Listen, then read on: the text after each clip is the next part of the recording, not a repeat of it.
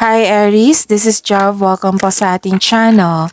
Gamitin ang reading na ito bilang gabay lamang. Kung naka-resonate kayo, comment down. Kung hindi kayo naka-resonate, ibigay niyo po sa iba kasi general reading po ito. This is for you, Aries.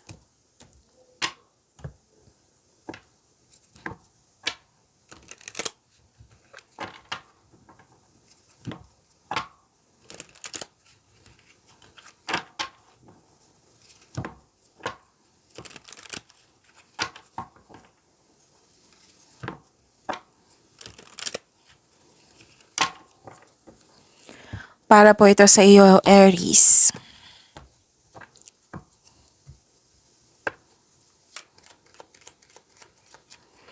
Maraming salamat po sa inyong patuloy na suporta at maraming salamat din po sa mga hindi nag-skip ng ads.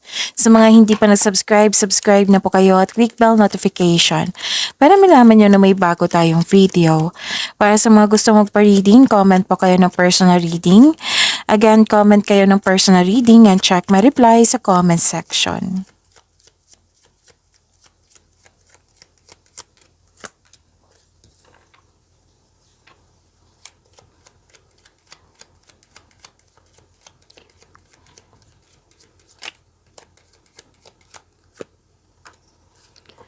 May new beginning, bagong simula, pwedeng kakapasok sa trabaho, kakapasok sa relasyon, sa buhay ng pag-ibig, pwedeng kakasimula lang ng inyong connection, pwedeng kakasimula lang sa eskwela, sa trabaho, basta may pagsisimula dito.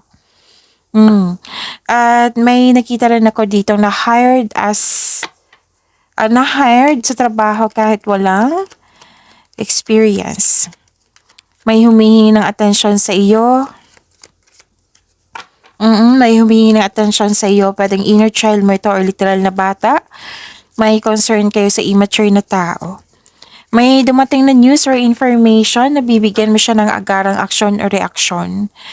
At nakita ko dito na pwedeng kayo ang bisita ngayon or may bisita kayo ngayon.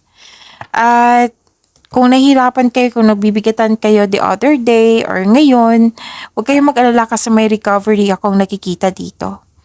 May personal growth, sa spiritual growth, personal development, may nag-grounding, may nag-meditate, may nag-take time sa nature, may very supportive kang group of people.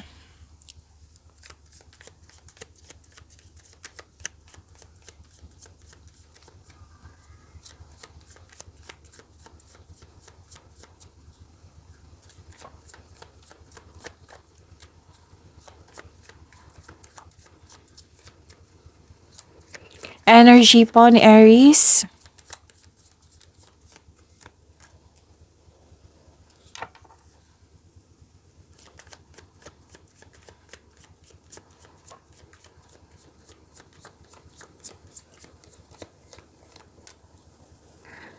Okay, ang ganda nito. But before that, paalala lang po na kung may narinig kayo or may nakita kayong repeating message, yan po yung pinupush ng cards nyo po. Like for example, nanood kayo sa isang video natin at ngayon, dito sa video reading natin ngayon, at may napansin kayo na repeating message, yan po yung pinupush ng cards nyo na kailangan yung bigyan ng atensyon, solusyon at aksyon kung maaari po. So, ano yung energy ni Aries?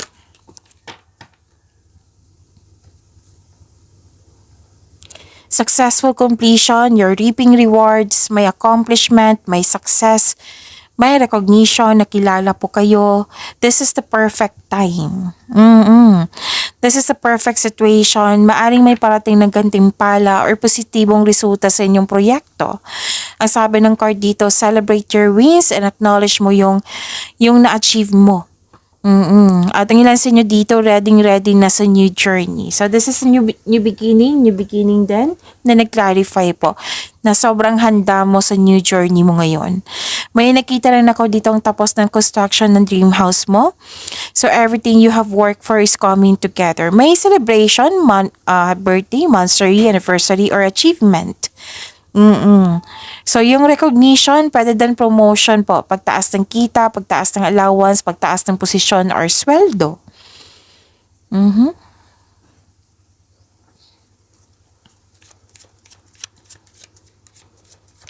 Dalawang card na po nagsabi dito na you're building stability or you're conserving resources. Posibleng may regalo at alok or pamanang parating. Oo. Ang ganda nito kasi binavalue mo ang pera at hindi ka madamot. Financial stability, nakikita ko dito. Nagtitipid ka ng pera, nag-iipon ka ng pera. Alam niyo ba sa pagkakaroon ng disiplina nito, kung ipagpatuloy mo to, yayaman ka niyan. Hindi ako nagsabi niyan na ang card po. Oo, so galingan mo sa pag-ipon, sa pag-alaga sa inyong pera. Kasi nakita ko talaga yung financial stability dito. Yayaman kayo niyan sa pagkakaroon ng disiplina sa pera.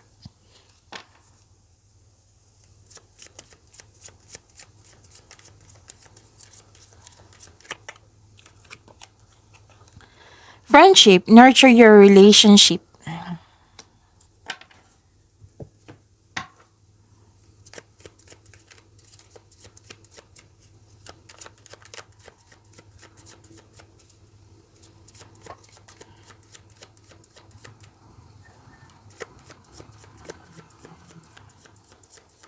Career and money po. Career and money po ni Aries.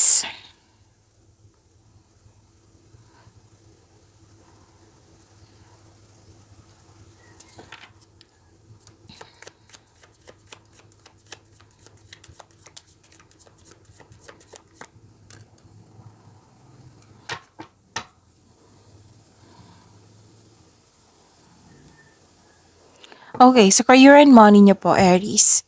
You have the power, authority, and protection. Magaling ka na leader, maraming nagsuporta sa'yo.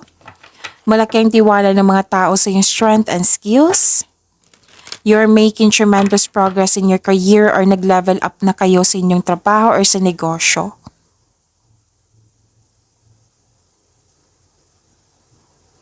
Nakikita ko dito na nagkaroon po ng emotional stability and empathy. You are moving into a relationship role. Wow, dalawang card na mismo nagsabi dito ha na magaling ka na leader. Mismo ang nagsabi niyan, ang card po ha, magaling kayo na leader. Career and financial stability, kitang-kita ko po dito. So, ang ganda. So, claim niyo po.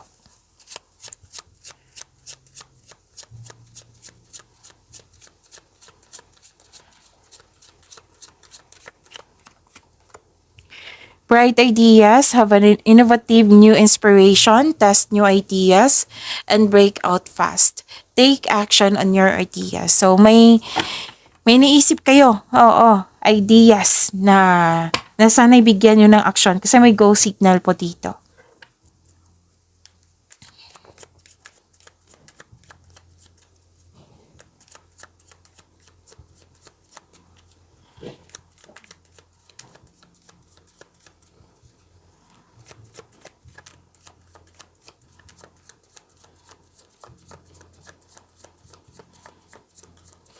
Love life, self-love, partnership, and romance ni Aries.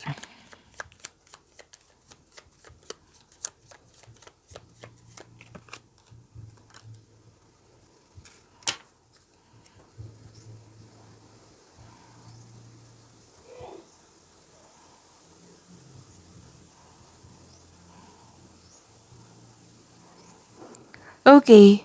So, sa love life niyo po, para sa mga single, naging hard worker ka at wala nang panahon sa sarili mo. Kaya this card ask you na balansehin mo ang oras sa trabaho at sa sarili.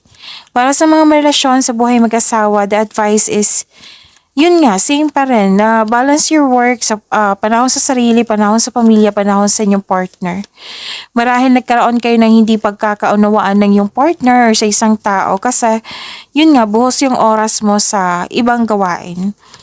So, ngayon ang oras na para mag-usap kayo, panatilihin na maging totoo sa isa't isa. Huwag kayong mag-alala kasi may pagkakaayos po akong nakikita dito.